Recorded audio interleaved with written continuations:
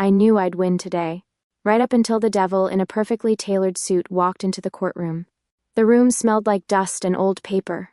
The kind of stale dignity that makes you whisper even when you're right.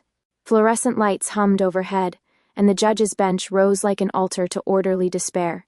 I stood at counsel table, spine straight, blazer sharper than my temper, and slid another exhibit across the wood to the clerk. Your Honor, I said.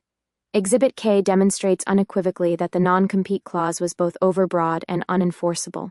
The opposing party, I tilted my head toward a quivering junior from the rival firm, has misread the statute and the case law, deliberately, if we're being generous. A cough behind me. A murmur. The doors opened. He didn't just enter, he arrived. Calm, purposeful steps that rang like coins in a tilted jar.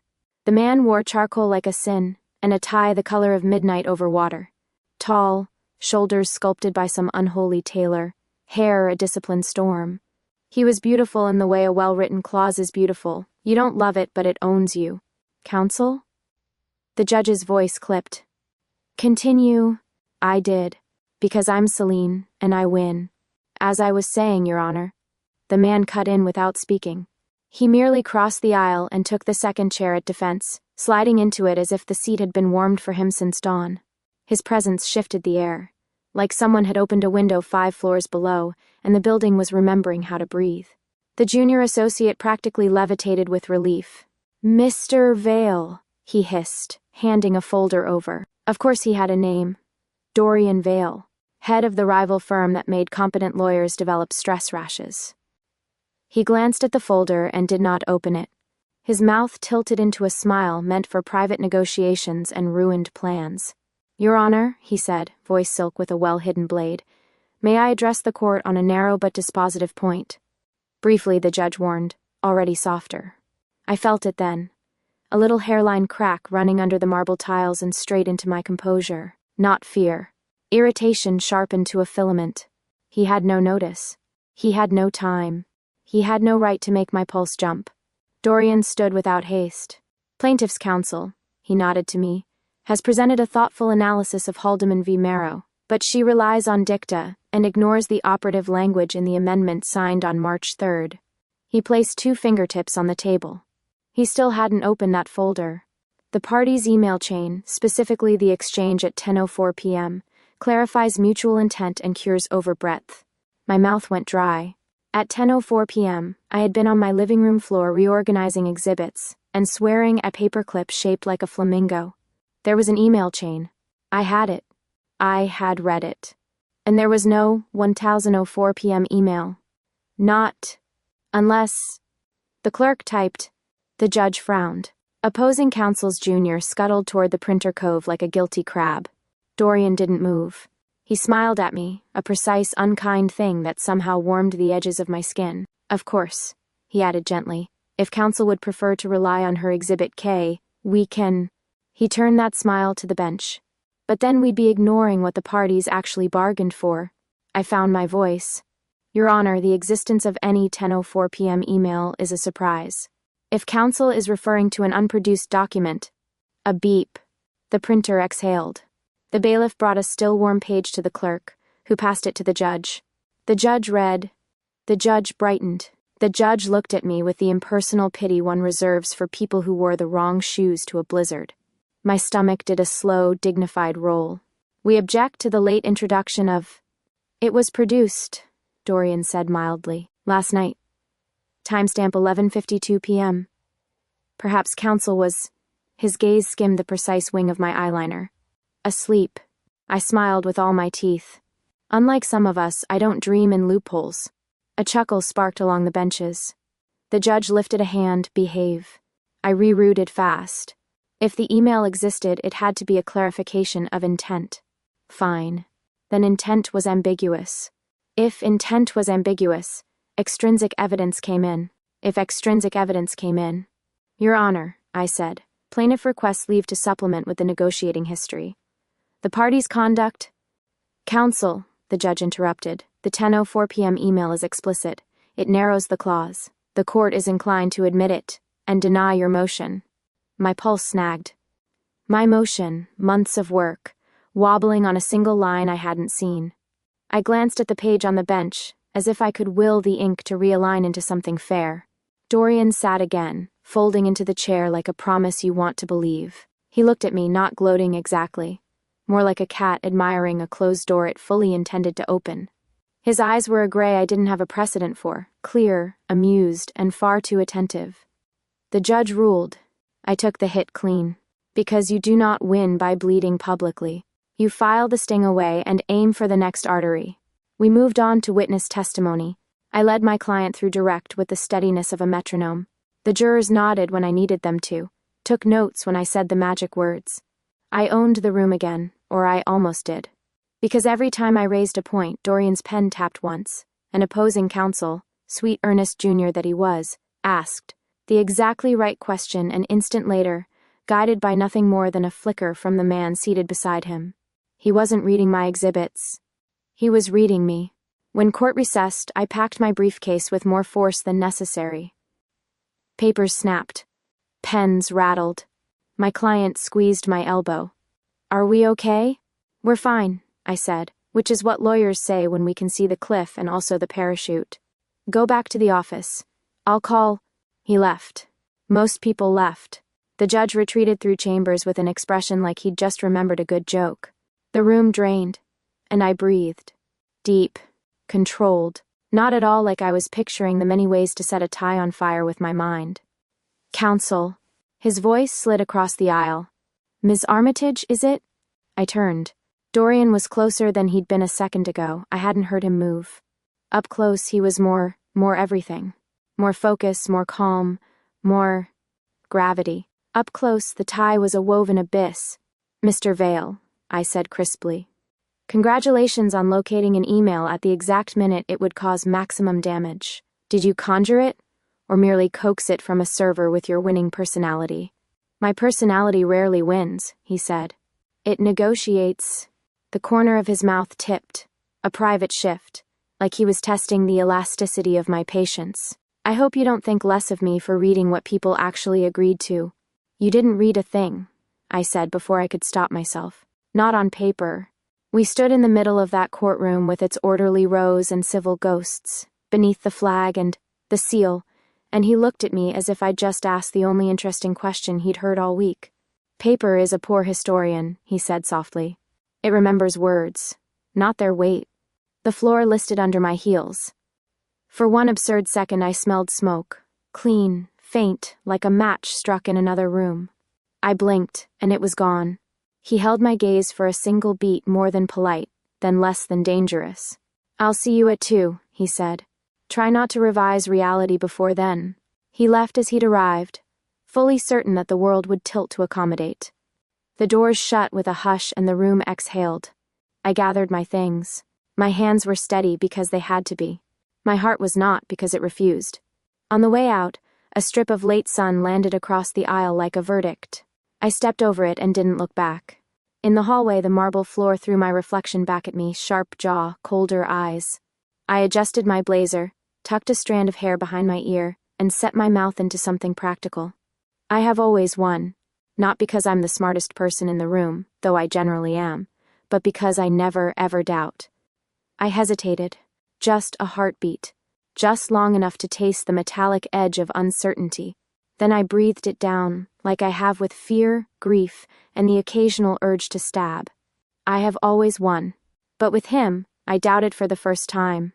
The courthouse hallway echoed with the shuffle of polished shoes and the muffled thud of doors. I'd made it 3 steps toward freedom before his voice slid over the marble. "Rough day in paradise?" I didn't have to turn. The temperature of the air already told me who it was. I pivoted anyway, because running from Dorian Vale would be admitting I'd lost. And I don't lose. He leaned against the wall as if the entire judicial system were a set piece erected for his amusement. The tie was still abyssal, the smile still carved from smug granite. "Paradise," I said, "doesn't usually smell like mildew and bad precedent." I tightened my grip on my briefcase. "And don't pretend you enjoyed that performance. Even devils know a cheap trick when they pull one." His brows lifted, deliberate. "Cheap? That email was authentic." "Authentic? Or conveniently conjured between cocktails?" His grin widened. "I don't drink before noon." I brushed past him. heels biting the floor. He followed, of course, because what else do devils do? Outside, the September air was damp and sharp. Across the street, the cafe buzzed with lawyers too caffeinated to breathe properly. I needed caffeine like oxygen. He trailed after me, all long strides and self-certainty. At the counter, I ordered black coffee. He ordered the same. Naturally. We ended up at a table because he placed his folder, sleek, yellow, and far too smug, on the surface before I could claim it. I sat opposite him because standing would have been surrender. "You really should try cream," he said, sipping. "You might soften." "I don't do soft." I noticed. His eyes slid toward my briefcase. "And yet, your client might wish you did." I froze, cup halfway to my lips. "What about my client?" He tapped the yellow folder, slow. "They came to see me yesterday, just to explore options." My throat tightened. "You're lying. Believe what you like. But you'll find their signature missing from your retainer extension." I slammed the cup down harder than intended. A splash kissed my wrist hot. I ignored it. "You poached them." "I didn't poach," he said lightly. "I invited. They chose. They're under contract." He shrugged. "Contracts are only as strong as the people who write them, or the people who enforce them." I wanted to reach across the table and throttle him with his own tie. Instead, I smiled. "Enjoy your new client. They'll hate you in 3 months." "They might," he allowed. "But in 3 months, you'll still be wondering how I did it." I stared at him, the cafe's noise blurring into static. His words weren't about law. They weren't even about strategy. He spoke as if he'd peeled back a curtain I hadn't noticed was there. Jeremy arrived then, breathless, a stack of folders wobbling in his arms. His tie was crooked, hair damp with courthouse sweat. "Ms. Armitage, sorry, the copier jammed." "Perfect timing," I snapped, sliding my empty cup toward him like it was his fault. "Sit. Take notes." He obeyed, fumbling with his pen. His eyes flicked nervously to Dorian, then down again, like a dog avoiding direct contact with a wolf. "Mr. Vale," Jeremy mumbled. "Jeremy," Dorian replied smoothly, as if they were old friends. The way my assistant flushed made my stomach clench. I pushed the thought away. I leaned forward, voice low and lethal. "You may have clients willing to sell their souls, but not mine." He studied me, unreadable, then tilted his head. "Everyone sells eventually, Selene. The question is only price." I hated that my pulse jumped at the sound of my name in his mouth. Jeremy dropped his pen. Sorry," he stammered, retrieving it from under the table. I didn't miss how Dorian's smile lingered, amused, like he'd just been handed confirmation of something he already knew. When he finally rose, gathering his yellow folder, he left 2 words behind like cigarette smoke. "See you." And then he was gone, out into the street, swallowed by traffic and sunlight. I sat rigid, knuckles white against the table. Jeremy pretended to shuffle papers, but his hands shook. "How does he do it?" I whispered under my breath. "This isn't about law. It's about something else." Jeremy glanced up, startled. "Miss Armitage?" "Nothing." I gathered my briefcase and stood, every muscle tight. "Finish the filings. And don't lose those folders." "Yes, ma'am." Outside, the city roared on. Cabs, horns, voices.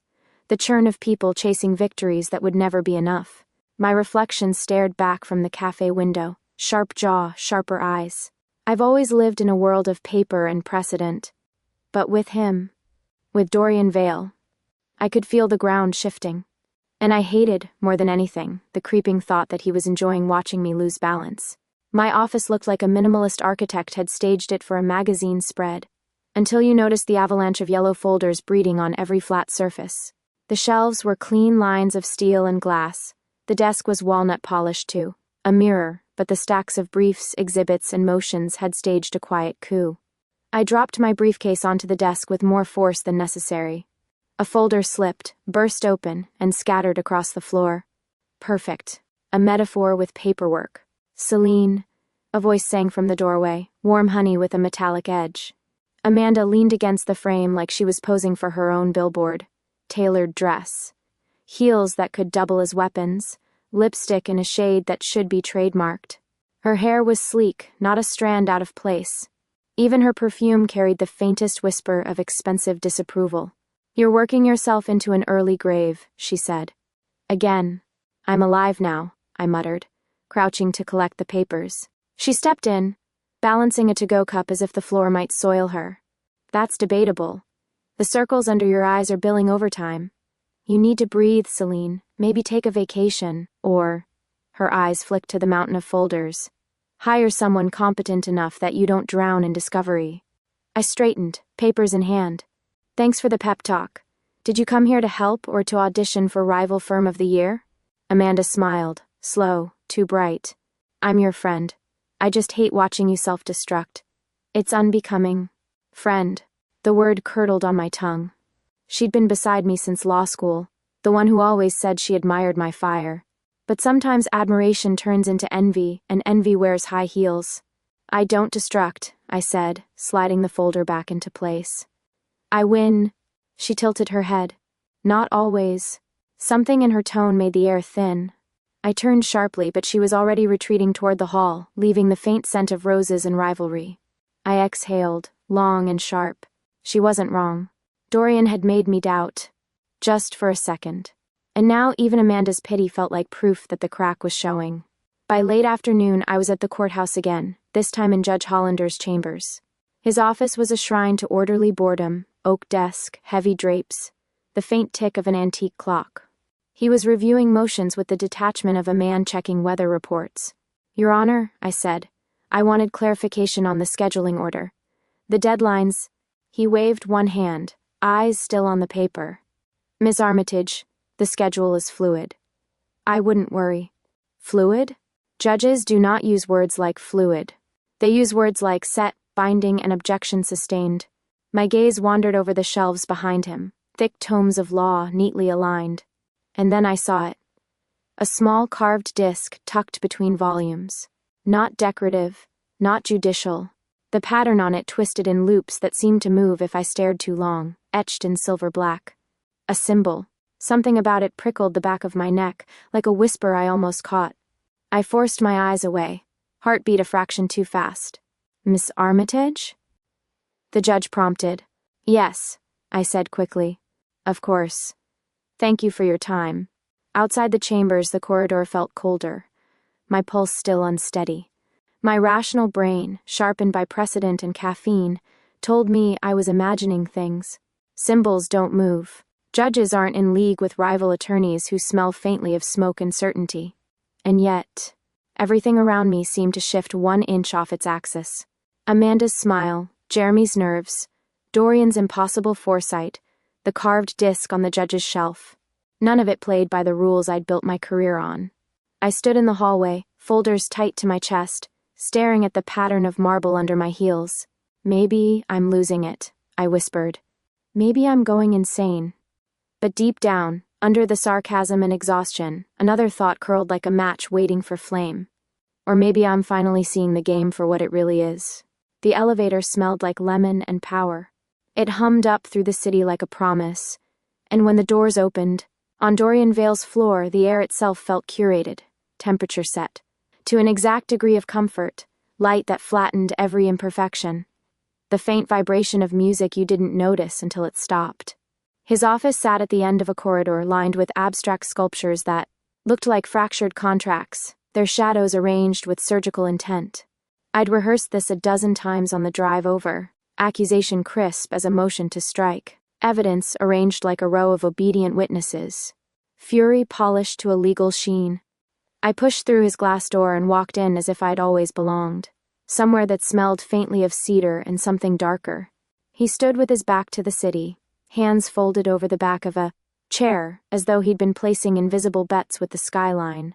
His office was tasteful the way a vault is tasteful, art that cost more than a starter house, a credenza of wood so black it swallowed light. But there were choices, odd choices, that didn't belong in a normal boardroom. A bowl of onyx stones, a brass statuette, of a hawk that watched like an accountant, a narrow shelf of books bound in leather some color no one bothered to name. "You must be tired of me," I said. My voice was steady because that's what you do when you want to land a blow. He turned, and for a fraction of a second the room hiccuped. The light bent differently around his shoulders. Something shadowed and precise tugged at the edge of my sight. "Miss Armitage," he said, smiling like a man giving bad news in silk. "To what do I owe the honor?" I didn't waste time with pleasantries. "You stole my client," I said, and the accusation landed like a thrown file. "You cultivated them. You presented them a midnight amendment, and, conveniently, voila, you have a signature the morning of our hearing. How do you sleep at night, Mr. Vale? Or do devils not require sleep?" He laughed, soft and oddly pleased. "Sleep?" He approached, the motion casual, practiced. "I prefer negotiations. You're not negotiating. You're manufacturing outcomes." I folded my arms because the urge to reach out and take his collar had to be kept on a leash. "This is unethical. It's illegal. It's—" And then the shadows moved. It started small, a crawling ripple along the corner of the desk, like oil on water. Then the edges of Dorian's silhouette sharpened, elongated, and something like smoke congealed where his shoulders met the air. My breath thinned. Our city-bred, caffeine-trained brains have very few protocols for people who refuse to remain bounded by human geometry. His eyes caught mine, and for a mere blink they were not gray. Sparks, tiny, cold, comet-like, skittered beneath the surface. His mouth opened, and for the briefest instant his voice unfurled into a chord. One tone, silky and urbane, another low and amused, a third that sounded like wind through a canyon. It was not many-voiced the way a chorus is many-voiced. It was many-voiced. The way a deal is many-voiced, every clause murmuring its own signature. I should have sat down. Instead, my knees felt rooted into parquet. My training taught me to catalog, note the change, record witness, object to specious evidence. But my training had not accounted for the dictionary of animal responses that surged. Up, an old electric kind of dread and an absurd, traitorous shimmer of something else. Heat curled at the base of my skull. A small, unwanted electricity. He stepped closer, and the world narrowed to the line of his jaw, the slow inhale that rattled like a bell. Up close, his cologne was not just cologne. It was an architecture of scent, resin, and char, and spice. A subtle sulfur undercut that made my mouth pucker just enough to feel alive. It was the smell of an argument that already had its umpire. "You called me unethical," he said, very soft. "Perhaps you should be more precise. I am what people hire when they prefer certainty to argument. I don't conjure facts. I read the moves people mean to make, even if they haven't formed them in ink." "You read deals," I said, because that was the only translation my brain could offer for what I was seeing. "Not documents." "Exactly." He exhaled, a sound that might have been a laugh if it hadn't been a caress. "I read the essence of trade, the silence between offers, the thing a client will whisper to a lover but not to a lawyer. People sign what they feel is nearest to true, Miss Armitage. I simply make that feeling visible." The grammar of the sentence was absurdly logical. It should have been ridiculous. Instead, it settled into me like frost. "This is insane," I said, "because the legal world has a place for irrationality. It's called being cross-examined. You're saying you, what, interpret human will like a contract? You're hiding behind metaphors." His smile trimmed sharp. "Call it what you like. Call me a man who understands leverage. Call me efficient. The word matters less than the outcome." He reached out a hand as if to indicate his desk, or perhaps to show me the city beyond it. "You are good at law, Selene. That's why you're useful. I prefer to be called a necessary partner to those who can't see the whole chessboard." I felt the blood in my ears. The urge to laugh was a jagged thing, bitter and unexpected. A necessary partner? You steal clients and call it, what, efficiency? He lowered his voice, the multi-part cadence folding into a whisper that seemed to speak only to my bones. "I don't steal, I align. People come to us because we offer clarity. You think in lines. I think in currents. Then consider this," I said, the oath rising like a flame I didn't want. "Law is words. Contracts are binding. I will expose any games you play. I will destroy whatever foothold you build. I will treat you like any other opponent. Relentless, precise, and public." For a heartbeat, the corner of his mouth clicked up in something like approval. "Ah." He studied me, genuinely curious. "A threat, a promise," I said.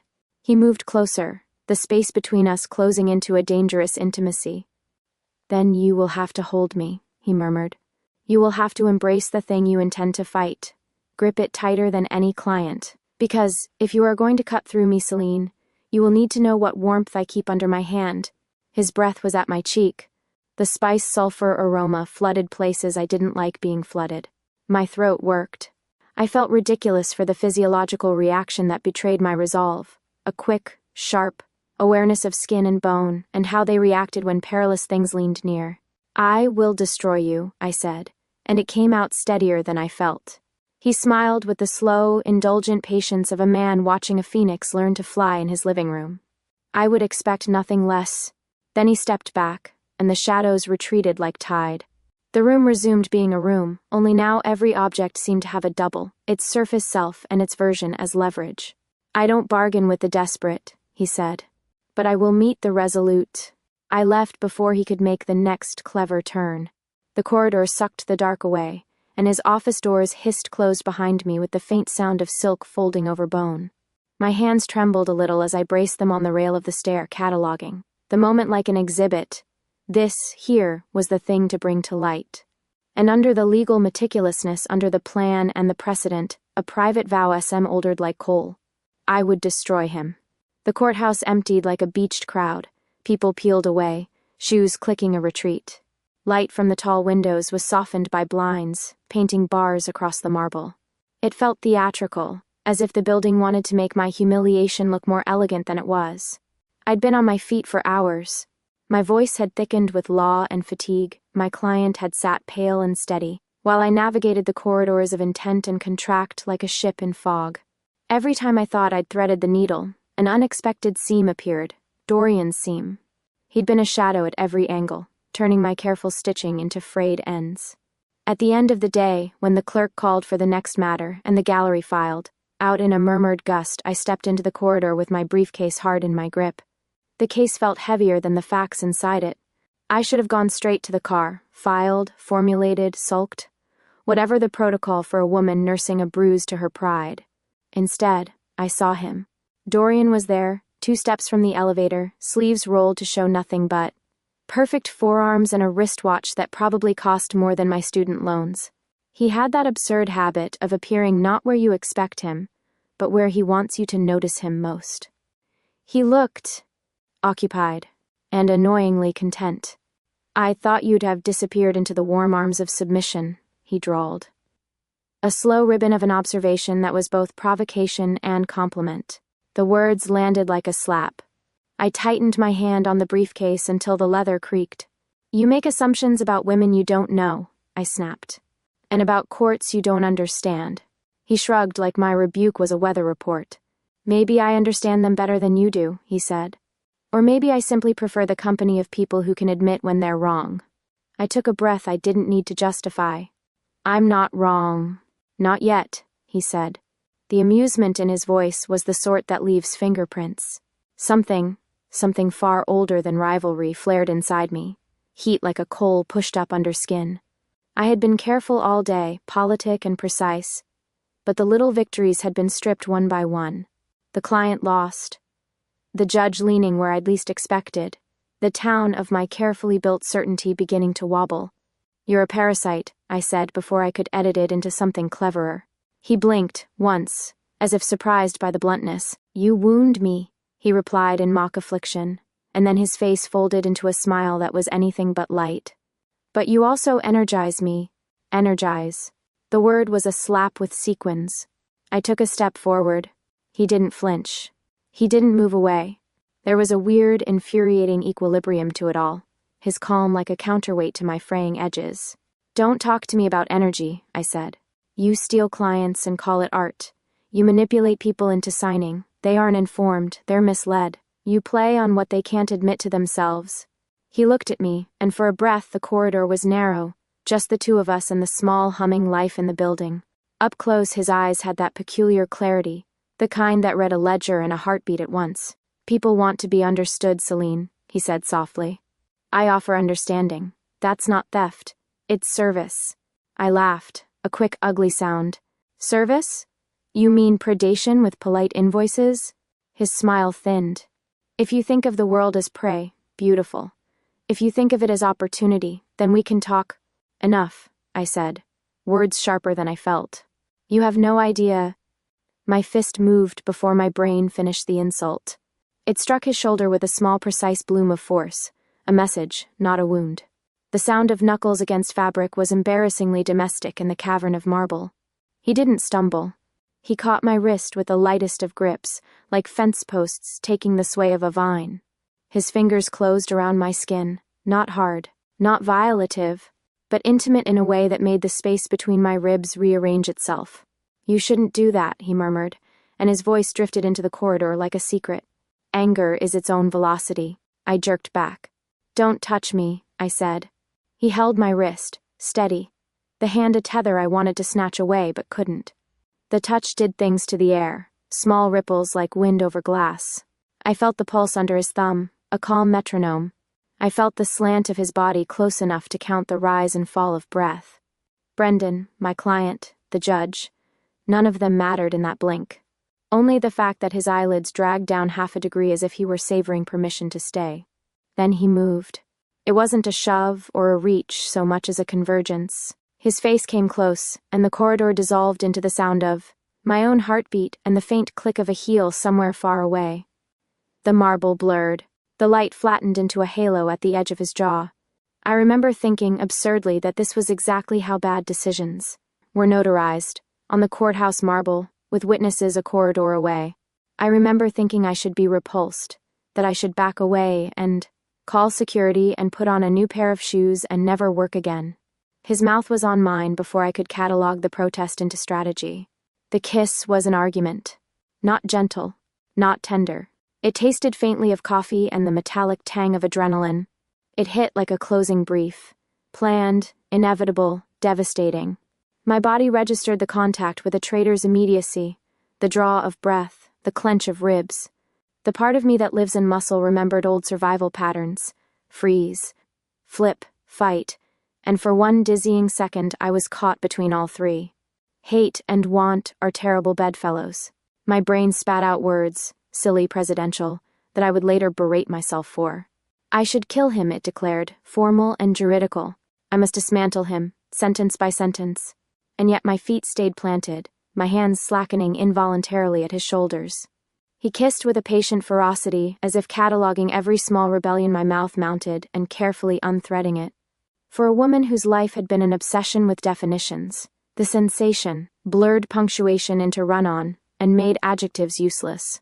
When he finally drew back, the corridor returned in a rush, overhead air, distant doors, a cleaner's mop against tile. He let go of my wrist as if setting down a very hot object. His eyes were unreadable, intentionally so. You kissed me, I said, absurd and factual. You hit me, he countered. We are even. I wanted to be furious. I wanted to be defiant. Instead, I tasted the acrid residue of the moment, and realized how much of me was suddenly unaccounted for. I should hate you, I said. You do, he agreed softly. With commendable consistency. My hands went cold. The corridor smelled of lemon, old paper, and the faint trace of something else, incense or memory. I straightened my shoulders and moved away, the briefcase once again a prop in my hands. But the step I took felt less like retreat, and more like the beginning of a very, very long cross-examination. Evening made the office crueler. The glass walls reflected only shadows. The city skyline burned its neon sermons. In the distance, and the overhead lights hummed like disapproving parents. I stayed later than anyone else because losing wasn't in my job description. And lately, losing had been stalking me like a debt collector. I left my desk to hunt down another file, heels muffled by the carpet, when I caught a movement by the copy machine. Jeremy. He hunched over like a kid caught sneaking answers, the blue glow of the machine bright against his pale face. A small flash drive winked at me from the port, silver and guilty. Pages slid out, warm and traitorous. Jeremy, I said, my voice sharper than the stapler on my desk. He flinched so hard he nearly dropped the papers. Miss Armitage, I was just, the scanner's been acting up. I thought I'd, back things up, just in case. In case what? Armageddon? I stepped closer, eyes on the flash drive. We pay for a cloud system, remember? He fumbled, pulling the USB free with sweaty fingers, shoving it into his pocket like contraband gum. Right, of course, I'll delete it. I didn't mean... I stared at him long enough for silence to do the rest. Go home, I said finally. Before you make me regret my hiring instincts more than I already do.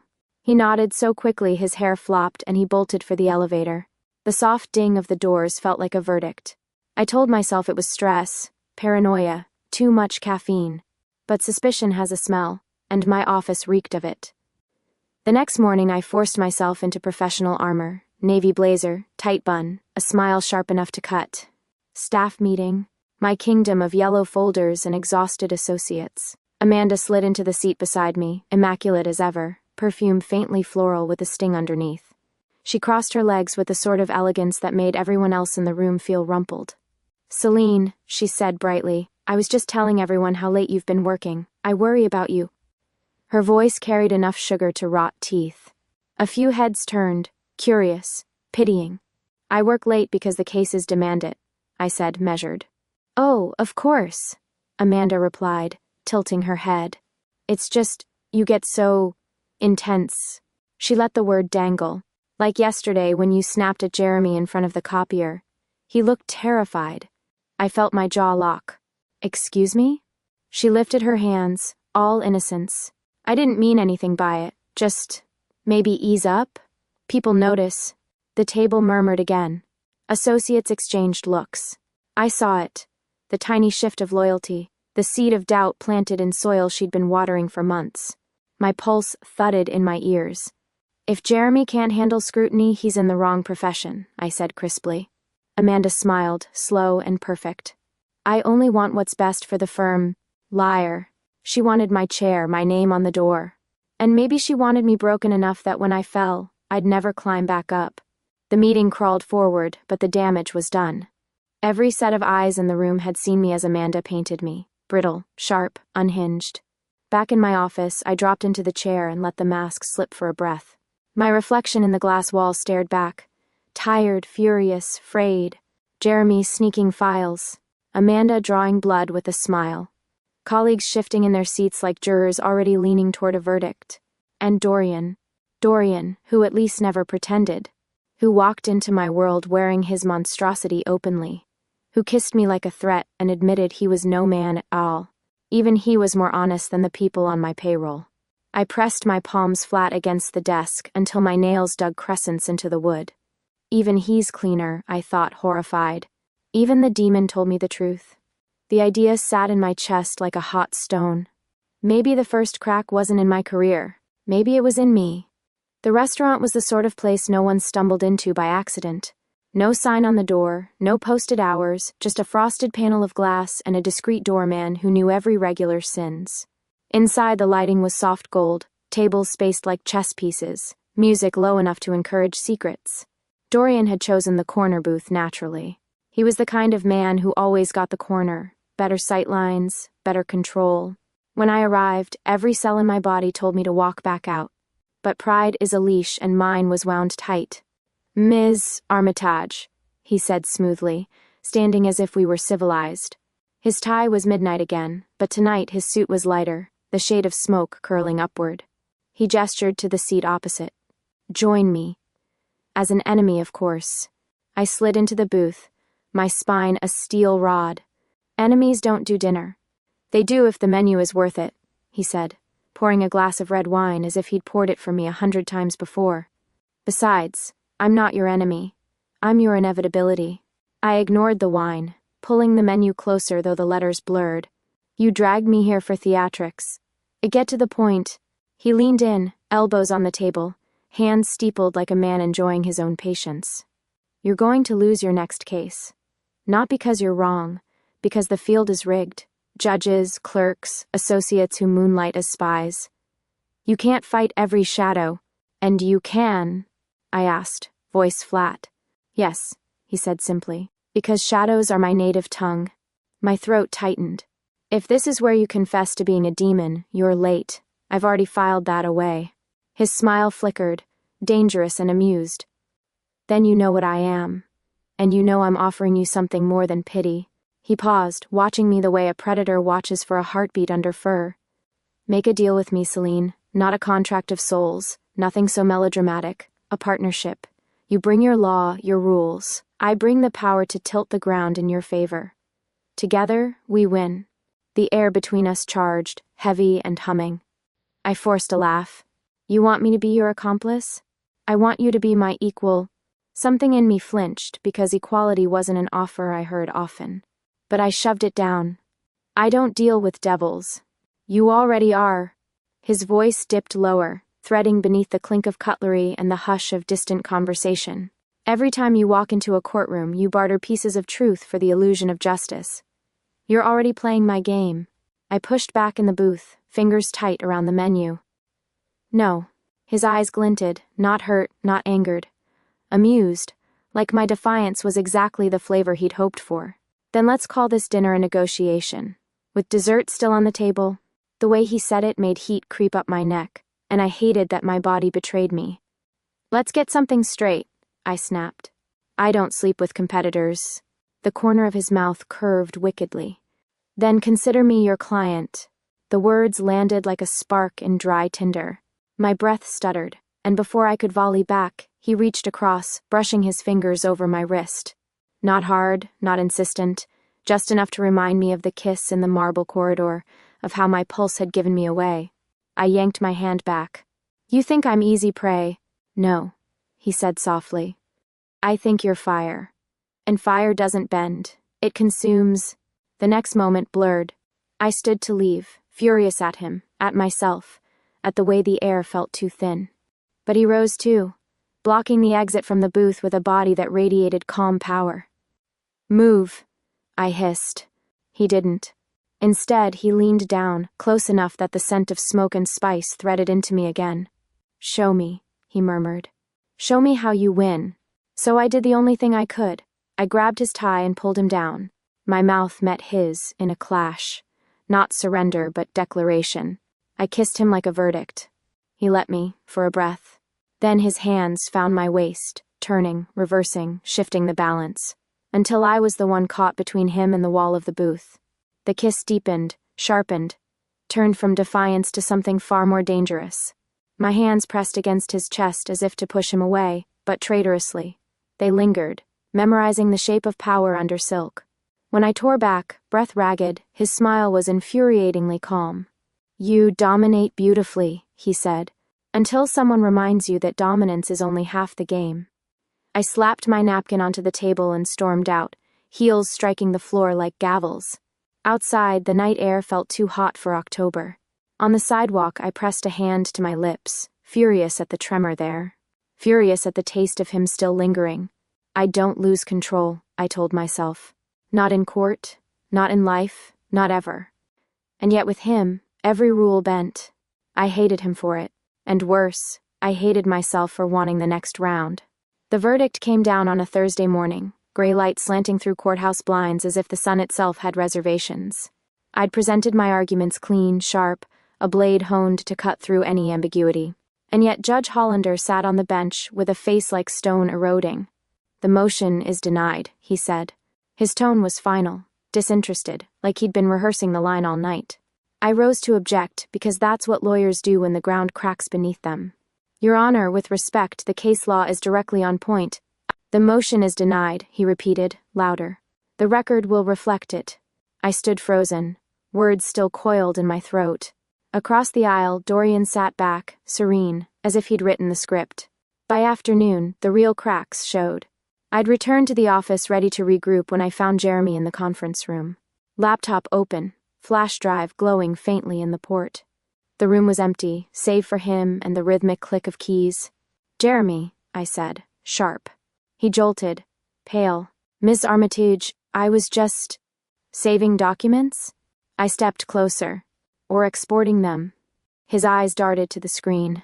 Too late. The file directory was open, half our current cases in neat little rows. And the recipient?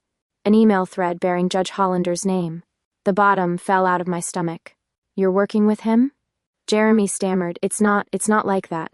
He asked me for just summaries, background. He said it was standard. Standard? My laugh came sharp, unhinged. Passing privileged files to a sitting judge is standard? Tears rimmed his eyes, and for a heartbeat he looked 12 instead of 24. "I didn't want to lose my job," he whispered. "You just did," I said. My voice cracked on the edges. "Pack your things." He left in a rush, shoes squeaking on the carpet, leaving the bitter taste of betrayal hanging like smoke. As if that wasn't enough, Amanda struck next. At the staff meeting, she waited until the room was full. Associates, paralegals, everyone clutching notepads like shields. Then she stood, every inch the picture of composure, and spoke with that sugar-laced steel she'd perfected. In light of recent setbacks, she began, eyes sweeping the room before. Landing on me, I believed the firm would benefit from new leadership. A ripple spread across the table. Shocked murmurs, rising like wind. I stared at her, too stunned to breathe. "Excuse me?" Amanda's smile was gentle, condescending, lethal. "Selene, you've carried us far. But after today's ruling, well, clients notice. Investors notice. Perhaps it's time to let someone else steady the helm." Someone else. Meaning her. My associate's eyes slid away from mine, guilty and uncertain, like jurors already leaning toward conviction. When the meeting adjourned, I returned to my office and shut the door hard enough to rattle the glass. The silence pressed down, thick and merciless. The desk was littered with files. My blazer lay discarded across the chair. Out the window, the city pulsed indifferent, all neon arteries and rushing blood. Inside, everything had shifted. Jeremy had betrayed me. Amanda was circling like a hawk, talons polished, waiting to tear flesh from bone. The judge had ruled against me before my arguments even reached his ears. And Dorian watched all of it with that infuriating calm, as if chaos was simply the proof of his thesis. I braced my hands against the desk, shoulders shaking with fury I refused to let spill into tears. The world is collapsing. Even my own office has become a battlefield. The thought landed heavy, final. For the first time in my career, I wasn't sure the rules I lived by still existed. And worse, I wasn't sure whose game I was actually playing. The office felt different at night. The glass walls no longer reflected prestige, they reflected me, tired, furious, fraying at the seams. The city outside throbbed with neon arteries, but in here only the buzz of laptops and the shuffle of papers kept the room alive. I wasn't alone. Dorian leaned against my desk, sleeves rolled, jacket abandoned on the back of my chair as if it belonged to him. His tie was gone, his collar undone. He looked less like the head of a rival firm, and more like someone who could, inconveniently, pass for human. "Still think you can fight this on your own?" he asked, flipping through a file he hadn't been invited to touch. "I still think you should get out of my office," I shot back, grabbing the folder from his hands. "And stop contaminating my evidence with whatever infernal residue you carry around." He smirked. "Residue. Charming." He pushed off the desk, too close, and bent over the same stack of papers I was scanning. "Look at this clause. The judge cited it incorrectly." "I noticed," I muttered, typing notes into my laptop.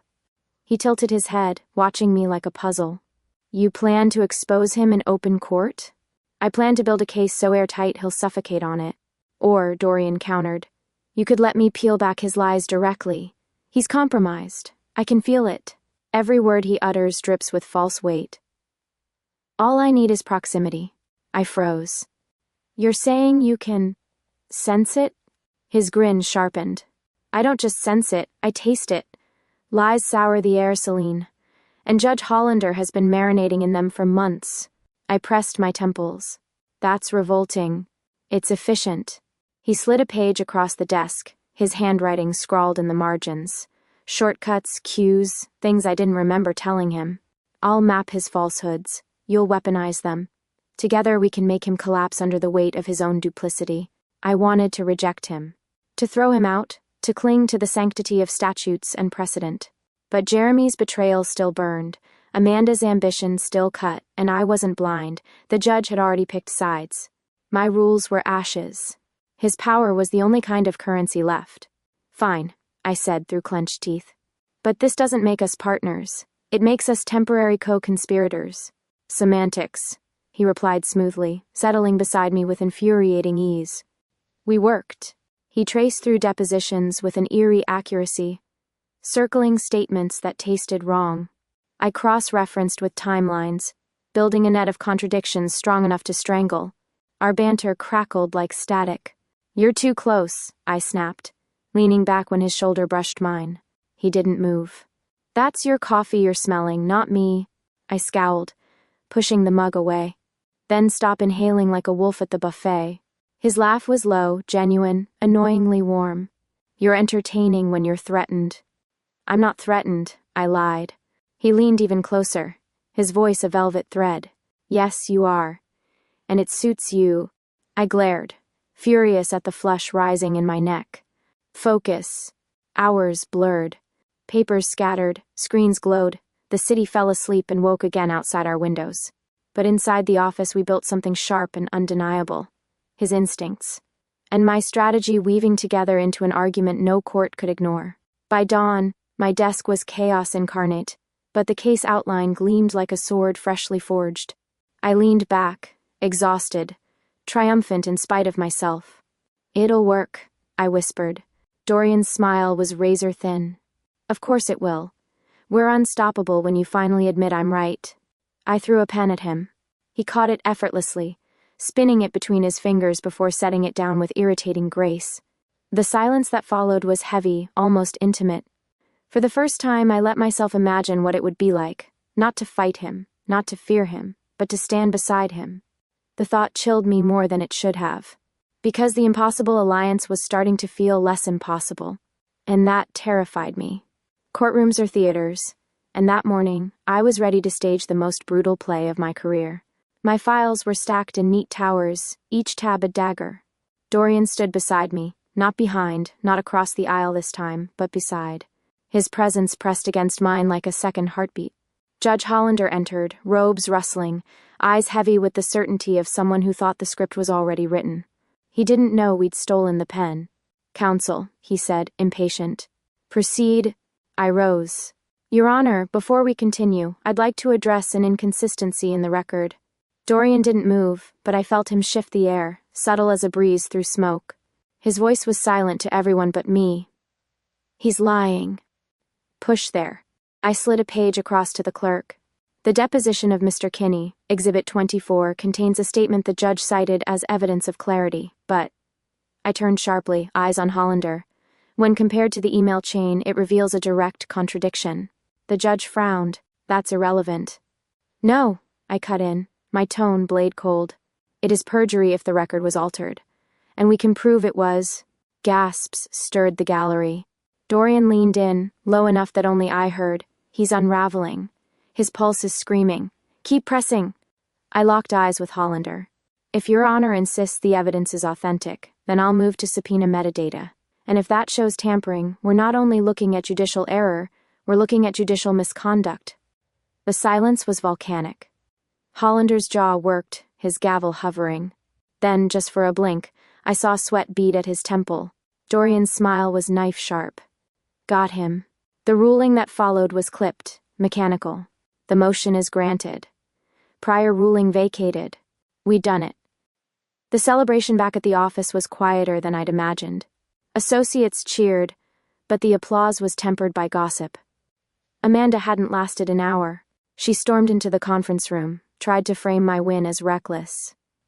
And when the partners turned their eyes on her, she folded. With icy precision, she announced she'd pursue opportunities elsewhere. The click of her heels down the hall sounded like retreat. Still, victory was sour. My firm was bleeding clients, our finances teetering, my team fractured. I stood at the window, the skyline a map of glittering threats. You can't hold this alone, Dorian said, stepping up beside me. His reflection overlapped mine in the glass. Predator and prey blurred. And you don't have to. I turned. I don't make deals with devils. His eyes sparked. Then make a deal with a partner. I laughed, hollow. You've ruined me enough. No, he said softly. I've kept you alive long enough to see the truth.